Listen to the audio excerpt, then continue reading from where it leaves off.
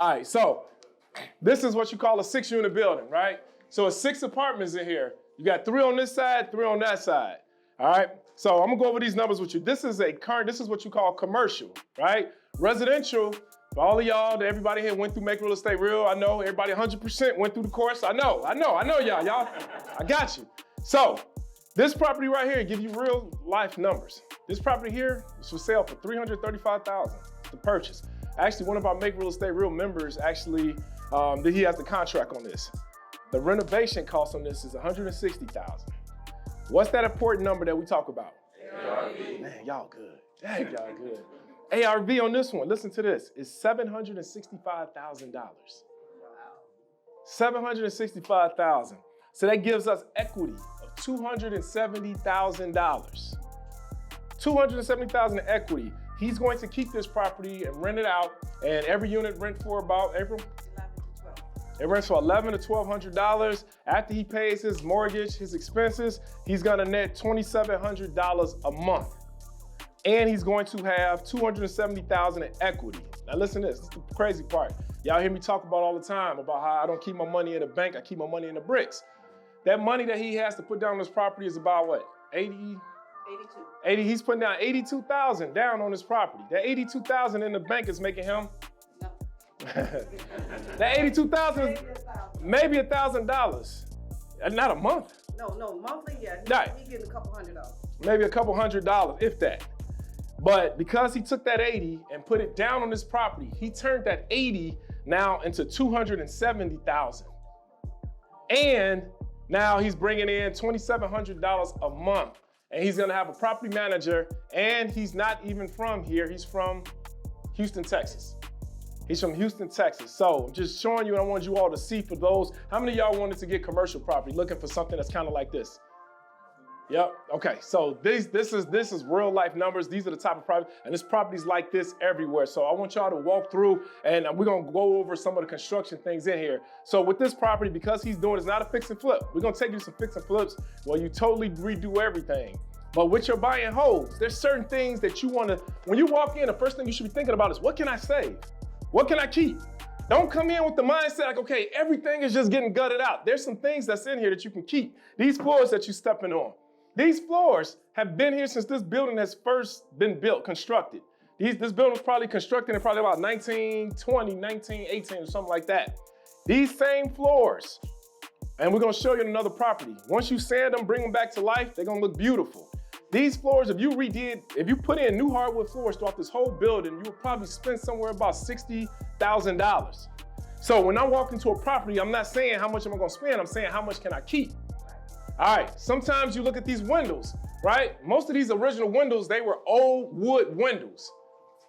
Now you'll see somebody put these vinyl windows in. These windows, just from looking at them, they're probably about 5, 6, 7 years old, would you say? Right, if you had to put new windows in this whole building, you'll probably be spending about $50,000 to $60,000. So instantly, I'll say, okay, this window here, you can see kind of like the inside of it. You know, that might be on the outside, but if you start seeing like watermarks inside of the window, you know that the gas is gone from the window, so you have to replace this. So, but you don't have to replace every single window in the house. Now, if you were doing a fix and flip, possibly, because you're selling this to someone and you're selling it at top price. But because you're doing a buy and hold, you're keeping this. You're gonna be keeping this for the long run. This is gonna be a legacy piece. And so you literally gonna probably change this out over time. A lot of these old buildings, right behind you, you'll see a hole here with a pipe. This is where the radiators used to be at. So they have these radiators. How many of y'all know about radiator heat? Yeah, everybody that knows. I come every time I ask somebody who knows about radiator heat, they laugh and raise their hand. I used to melt my crayons. Right. It's something about that radiator heat that make everybody laugh, because you know, if you go to grandma's house, she got the radiator heat. You know, my grandma used to live in the projects, had that radiator heat. In the wintertime, we had a window open. It used to be so hot. If we wanted to boil water, we would put water in the bowl and put the bowl on top of the radiator. That's how hot it get. And my grandma had plastic on her couches. So we used to just... Bro, you used to get stuck to the couch. And so, yeah, so nowadays though, we eliminate that. And the reason why, because if you have radiator heat in a property that you're buying for a buy and hold, right, you're paying the gas bill. It has one boiler. So that means you're paying to heat up the whole building. And just like grandma's house, your tenant's gonna be having the windows open and letting that steam just go right out the window. And by law, you have to keep your radiators at what, 65, 67, 68. So no matter how hot, you gotta keep it at 68 in the wintertime. So now what we do, we eliminate the radiators, right? And then now we put forced air units in here, and you can see that they already put the new ductwork in and they framed up the ductwork. And so with a forced air unit now, you run individual gas. You already have gas coming to the tenants was already probably paying for cooking gas. Now you branch off the gas line to the furnace, and now guess whose charge that is? It's the tenants. So now you just eliminate it because a 6-unit building like this to heat this thing up, monthly could be about $2,000, $3,000. $1,000 to $1,200. And that's cheap. That's on a budget plan. That's on a budget plan. And so I mean, that's what you're paying every month. But if you just paid it for the winter time, during the winter, you might be looking at about a $2,000 gas bill. Yeah. So now you, just by spending, putting in the money, getting the rehab funds, now you go ahead and just separated every single unit and gave them their own forced, and you can add AC if you wanted to, which is a great amenity to have for people to come rent your apartment out. So now they have AC. The way in the summertime, people just, since the 1900s when this place was constructed, they just rose the windows up and just let the air come in. Or they had ceiling fans, or they had little fans on the floor. So that's what you want to look at when you're talking about your buy and holds. Like, what can you do different? A lot of times if we're doing a fix and flip, we're eliminating all this trim, right? I always say that trim is like a lining to a haircut. Some, like my man right here, like, hell yeah, I know, you got the waves. I see you, dog. You know what I'm saying? But the lining is what do it, right? The lining. You don't know nothing about that, Quincy.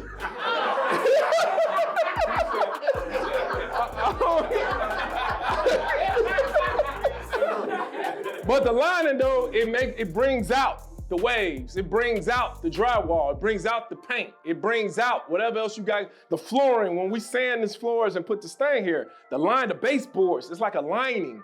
So a lot of times we're doing a fix and flip, you can keep the drywall, right? If the drywall is in decent condition, but you put that new trim up, it looks like everything is brand new. It looks like a lining.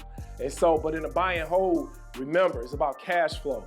You're not selling it, so you want to be able to see what you can keep. The crown molding here, this is the original crown molding. You just want to, paint that, make it look nice.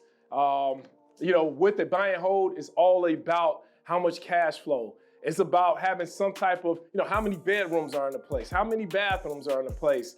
That's the things that you get paid for. You don't get paid for the trim. You're not getting paid for, the light fixture. Those are the things. So, April, you might have something. Right. You don't get paid for those things by your tenant. You get paid for those things when it comes to your after repair value, when it comes for the appraiser to come in.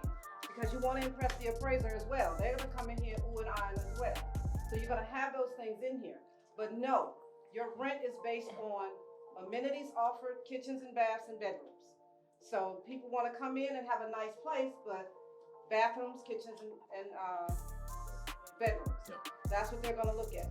So when you're walking through, you cannot come in here and fix this up like you are going to live here. It's a big difference. So you're doing this to make money, not to spend money, because your tenants are not going to take care of that $300 light fixture that you also love. It's going to be treated like a $10 fixture. So you don't have to give them a $10 fixture, because I hate booth lights, but you're going to put in a nice fixture. We're going to see something. Okay. So you're going to see a nice fixture, but you're going to have to fix the property up, and we will guide you so that you can continue to make money. It'll be something good, it'll be pretty, but it'll be something that will last. When you're looking at your buy and holds, make sure that you look at those bedrooms, right? When you're thinking about it, these tenants, they know that they don't own the property. That's why I said you gotta know that if you're doing a fix and flip or you're doing a buy and hold, because you're doing a fix and flip, you are catering to a buyer, right? Somebody that's buying this property, they're gonna take ownership of it. So they do care about the countertops being granite or laminate. They do care about the trim. They do care about the windows. They do care about the roof. They care about everything. That's why you gotta put more into it. But when you're dealing with a tenant, the tenants wanna know like the bedroom. How big is the bedroom?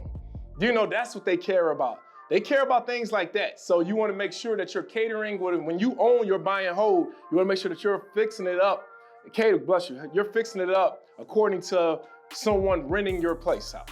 All right, so We'll go ahead and let you guys walk through just to get a feel of the bedroom sizes, the bathroom size, you know, just different things like that, and maybe what you would do different. You got any questions, you can ask it, but we want y'all to get a feel. So you can walk, all the apartments are open. Right, everything is open. So just go ahead and walk around and get an idea, get a feel.